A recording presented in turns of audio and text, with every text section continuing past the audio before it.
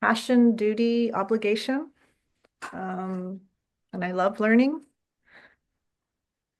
And so I've been a teacher for a long time, teacher in formal education for about 25 years. And I'm also a lifelong learner of my own language, Nehewewen. I really started to focus on my language learning and reclamation when I started having children. And so that has been the most rewarding and the most satisfactory purpose that I've had to date. And so I'm excited to share a little bit about my work and who I am, and just trying to situate my computer here so I don't have a huge sun reflection. And so that's who I am. House translates to net casting lake. So my home community is right beside river, a river.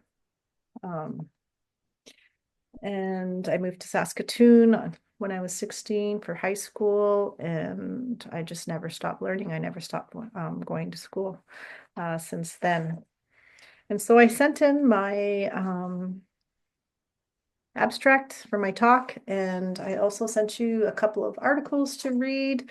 And so if anybody had any questions about those articles at the end of my PowerPoint, um, please feel free to ask me.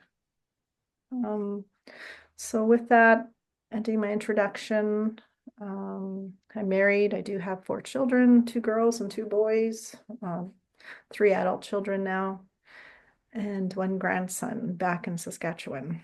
And so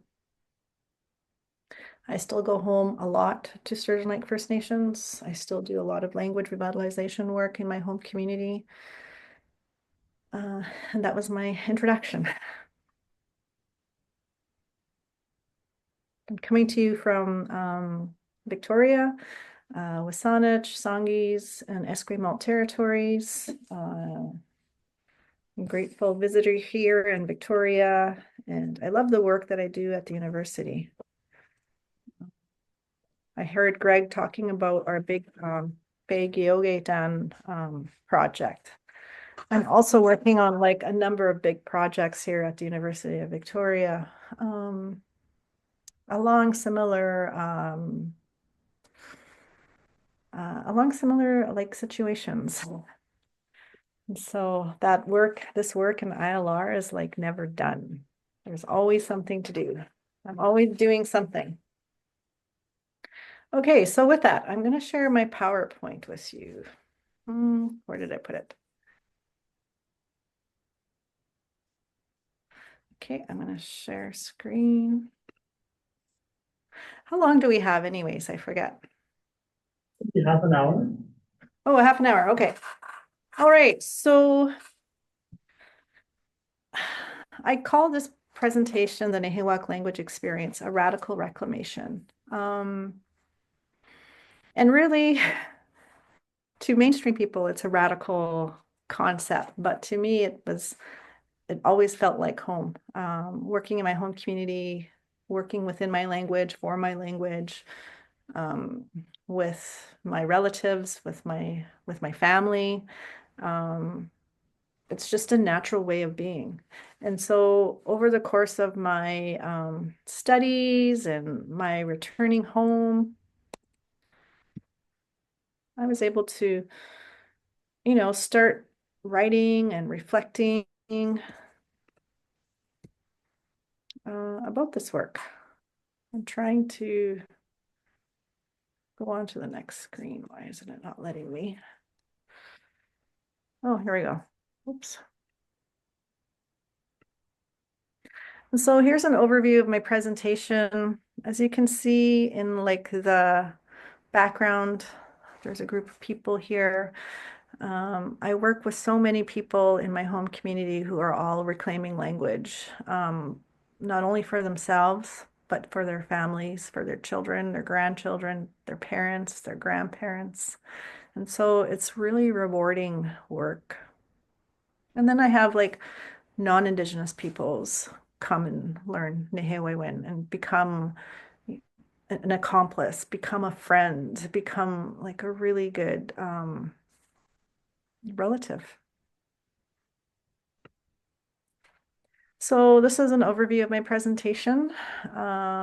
Lessons I'll share with you that I learned through my research process, some key significant findings um, with 2 and 3 here. Here's another background picture of some of the teachers that I work with. I sent in a link for the Nahiwak Language Experience website. So there are a number of teachers that I work with. We've been working together for a long time. We now refer to each other as brother or sister. And we come away from our formal names. So it creates more of a connection. So all of my work has been rooted in Wahgotuin relationships. Relationships are key in moving and shifting and building and collaborating any type of work that you want to do. And they do take time. And also for me, Wahgotuin is also knowing where I come from and who I am and where am I going. And so this is who I am, Nehumania. The picture you see here is a picture of my great-great-grandfather who had a homestead, a log house in Waskiesiu, Saskatchewan. This was his home territory. And so I remember as a little girl visiting relatives in Waskiesiu, in that particular area. But as that park was being made, our people were moved and dislocated. But those memories are still rooted in the stories my grandparents told me about our lands in that particular area, all the way to Prince Albert. And so I'm rooted to those lands. Those lands are my relatives too, as well.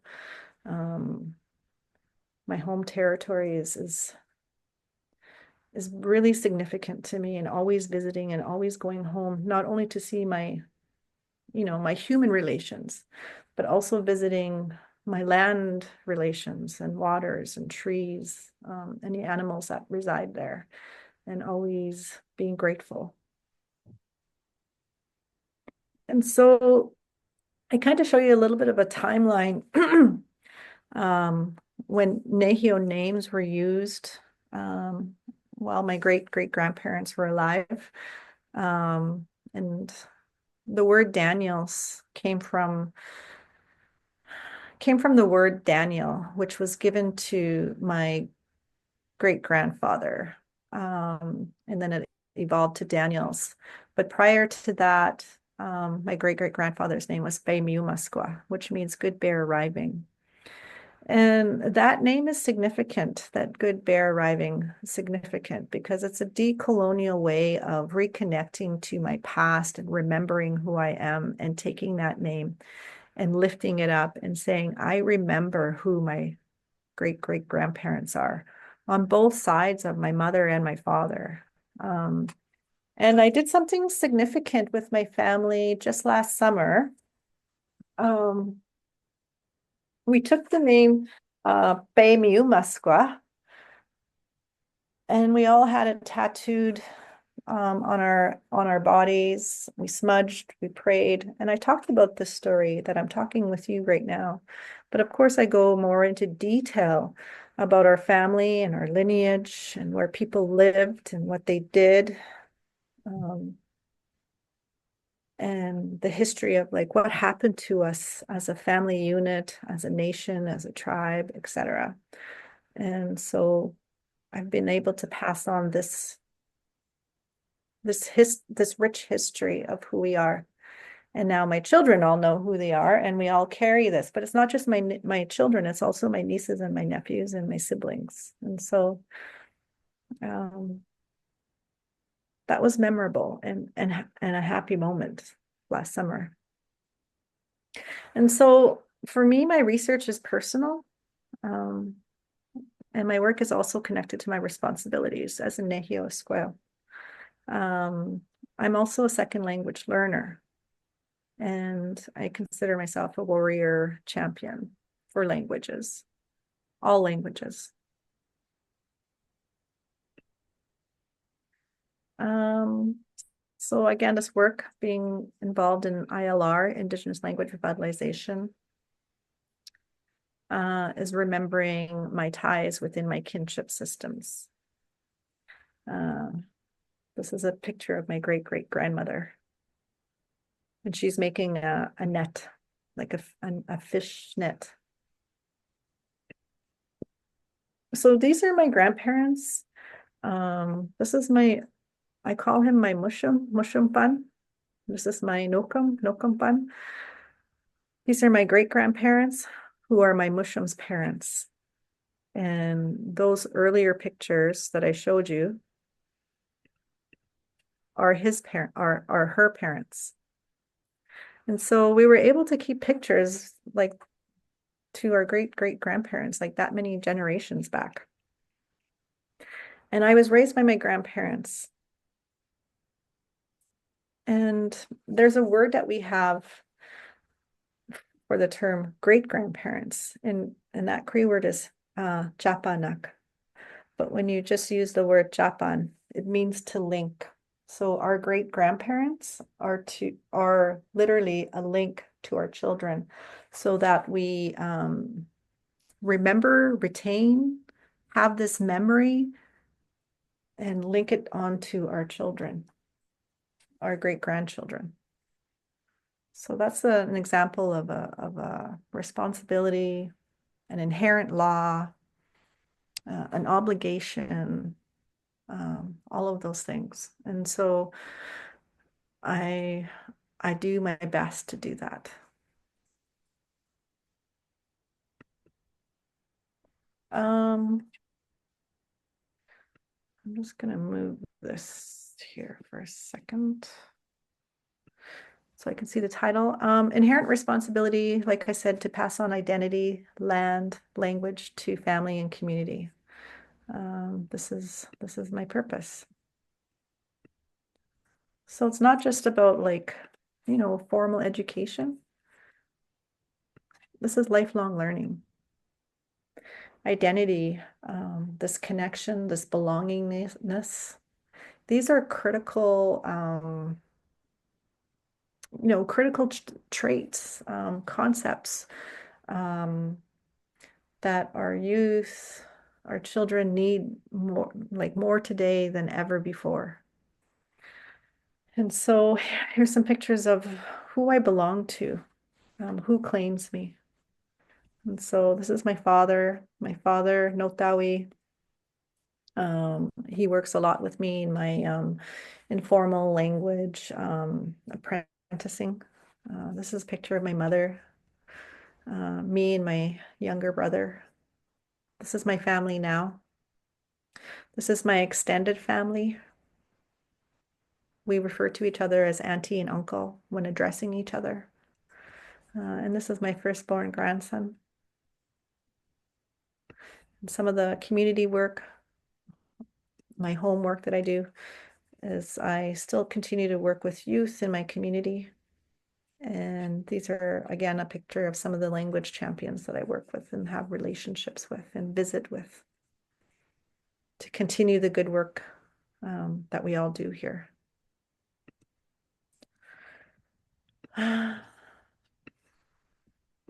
So let's see what's going on here. I just want to.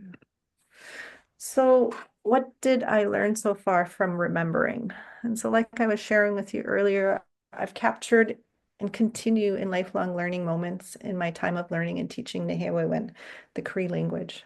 There's so much there, so much to recover and reclaim.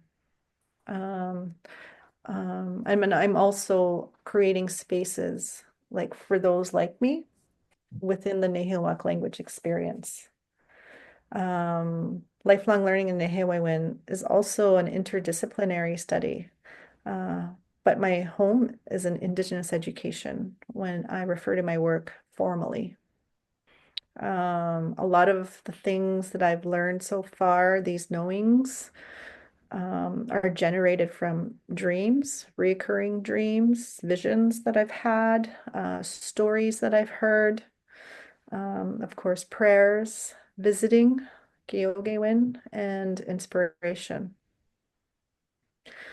The literature in the fields of Indigenous methodology, anthropology, history enriched and informed and deepened also my knowledge and understanding of land, language, and identity. So Indigenous language revitalization, when I talk about like this radical reclamation within the Nahiwak language experience, it's not just about like the camp that I host every year. It's bigger than that. Um, it's beyond that, but it's definitely connected me strongly in who I am as a Nahio. And so I say ILR is interdisciplinary, understanding and unraveling history to a timeline that was Cree and Saskatchewan within the Y dialect boundaries was beneficial. When I was doing this research, it highlights both bilingualism in both English and French with the use of Cree, along with multilingualism. And so during my PhD studies, I wrote a historiography and I looked at where Cree was interconnecting with French and with English and with other languages. The early beginnings of contact with settlers, they were rich with a deep, sincere interest in learning Cree, Nehewewin, for those newcomers. And they also helped create the various documents that we have now in archives.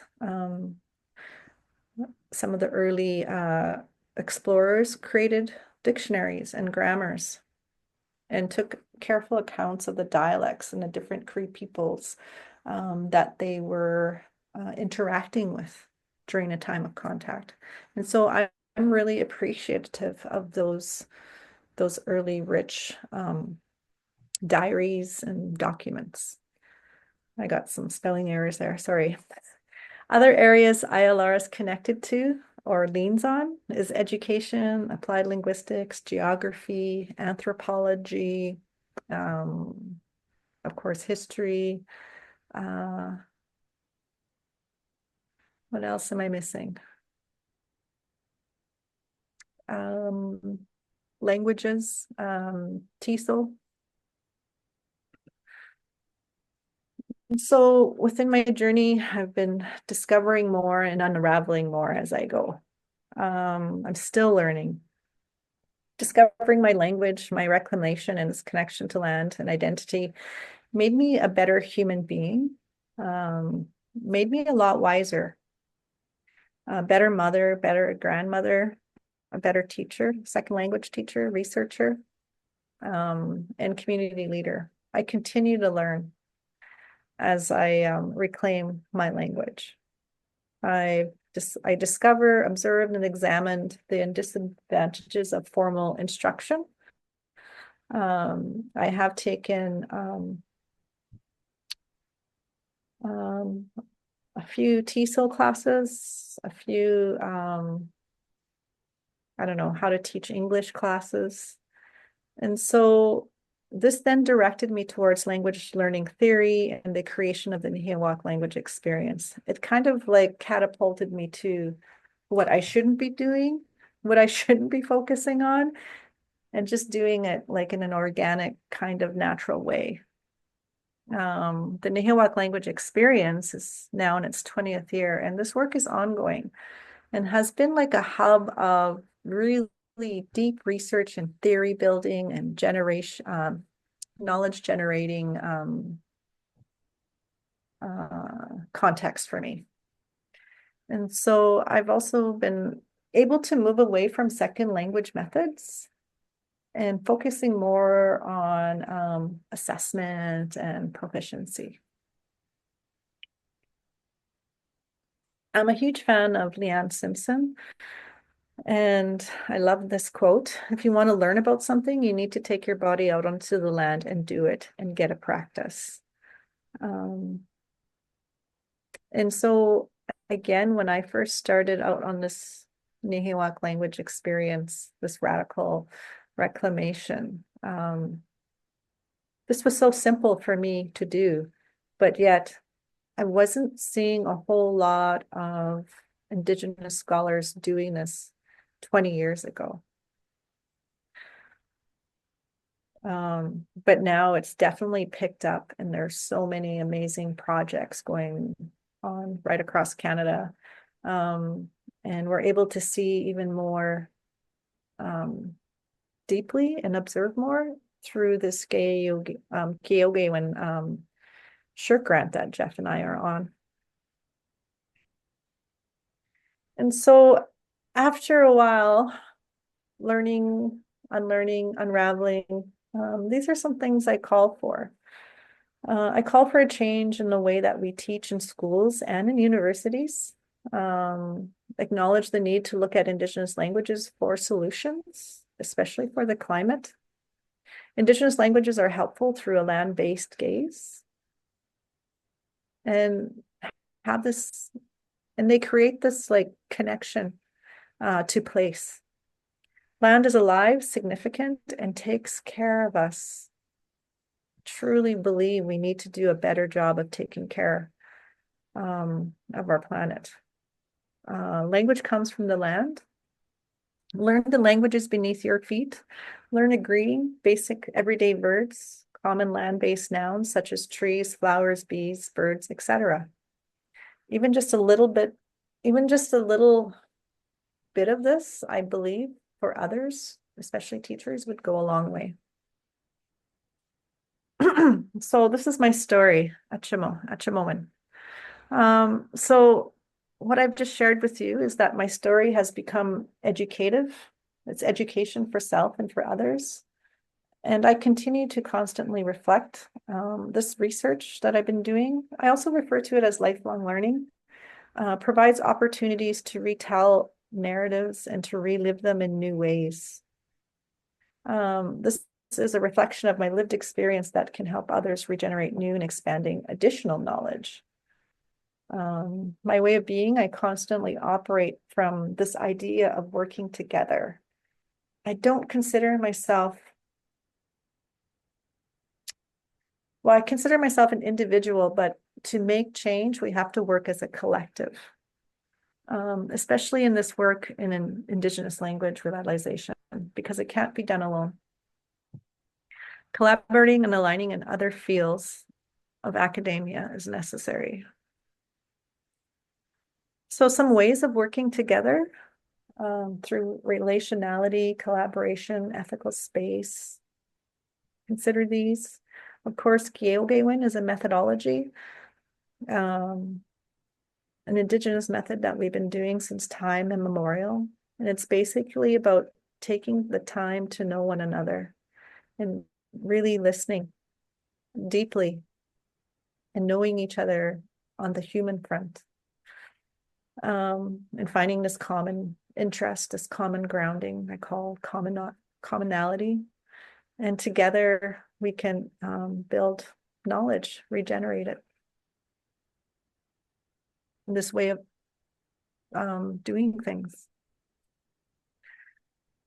Also in my work and Nahiwak language experiences that, again, people knowledge, yeah, is situated in community. And this knowledge for me has been very beneficial and it's very valid. So these are some of my uncles that I work with. So my closing remarks are these. We need to change the way we think about and teach Indigenous language education.